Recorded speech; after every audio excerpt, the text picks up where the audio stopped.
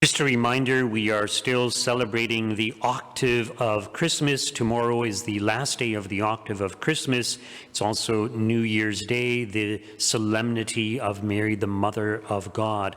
But nevertheless, the focus is still on Christmas, God becoming man. This is reiterated in today's Gospel reading, the Word becoming man. So in the beginning was the Word, and the Word was with God, and the Word was God. Notice also the references how he is the light that dispels the darkness, and that he is full of grace and truth, and he comes to testify to the truth. And this is very significant. So it's not just the truths about God, but the truths pertaining to our existence, the reason for our existence. Why are we created? Well, we're created out of love, and we're created for love. So God calls us to love, and first and foremost, to love him, and secondly, to love our neighbor. And we are called to love as God calls us to love. Now, notice in today's first reading from the first letter of John, John is saying that, children, it is the last hour. As you have heard that Antichrist is coming, so now many Antichrists have come. So he's saying it's the last hour, and he's saying we're in the end times. He's saying that Christ's second coming is sooner than we realize. And recall that in the early church, they had this belief that Christ's second coming was imminent. So St. Paul kind of corrects that false belief. So, but we do believe that we are in the end times. And the further we go from the birth of Christ, the closer we are to the end times.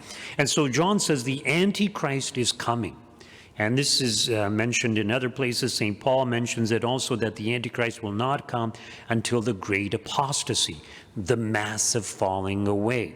So there will be one particular individual who will be the Antichrist, but as St. John points out, there are many Antichrists. And he talks about those who had fallen away, and he's kind of referring to them as Antichrist. Now, someone who falls away and basically rejects Christ, they're not necessarily an Antichrist. They've rejected Christ in one sense, they are Antichrist, yes, but he's really talking about those who oppose Christ. And many of those who had fallen away at the time of the writing of John, they not only fell away, but they persecuted the Christians. They argued against Christianity. They argued against the truths that Christ has revealed. So Christ is the source of all truth, not just religious truth, or not just the truths pertaining to God and pertaining to our salvation, but he's the source of all truth. In the scriptures, I can't remember where in the Gospels, but Christ refers to Satan as the father of all lies.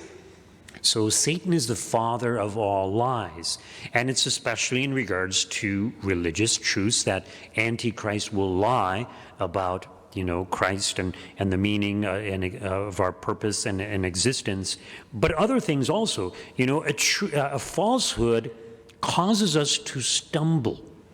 Imagine if somebody gets a mathematical equation incorrect. Let's say you're doing your taxes or your finances or whatever, right, banking, and you make a mistake.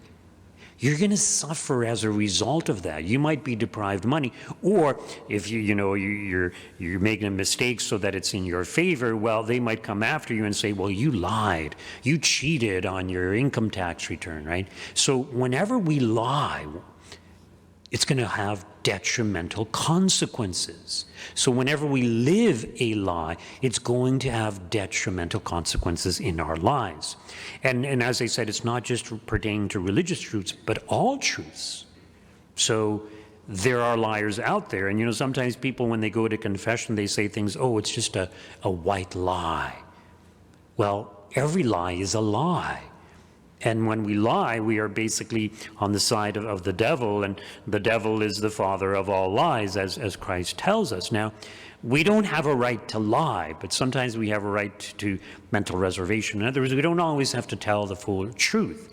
So it's important that we are honest And it's only by being honest, by conveying the truth about all things, that people learn to trust us. You know, sometimes I tell youngsters when they confess lying, especially to their parents, you know, I tell them, often your parents know that you're lying, even though they may not challenge you on it. But if they know that you're lying, or if they discover that you're lying, they cannot trust you anymore. The trust is broken, and so when you get older, your parents will be even more strict with you because they know they cannot trust you because you're a liar. And so it's very important that we are honest with God, honest even to ourselves. Sometimes we deceive ourselves. We justify our own sinfulness, our own actions. Well, I did it only because he or she, pushed my buttons or whatever. We put the blame on them instead of acknowledging, yeah, I'm the one who lied. I'm the one who's the sinner. So when we sometimes deceive even ourselves, and especially when we give in to pride, we think we're something that we're not. We think we're greater than we really are. So deception is so often present there, and Christ is the source of all truth. He allows us to see ourselves as we really are. And part of that entails the acknowledgement that we are sinners. You know, as St. John, as we heard a few days ago, someone who denies that they are a sinner is deceiving themselves. The truth is not in them. We are all sinners, and we are all in need of God's mercy. We are all in need of enlightenment, and this is why we draw close to Christ, so that we can know what the truth is and to live the truth in its fullness. And it's only when we live the truth that we are set free and we are enabled to be at peace and to attain to the joy and happiness that God calls us to.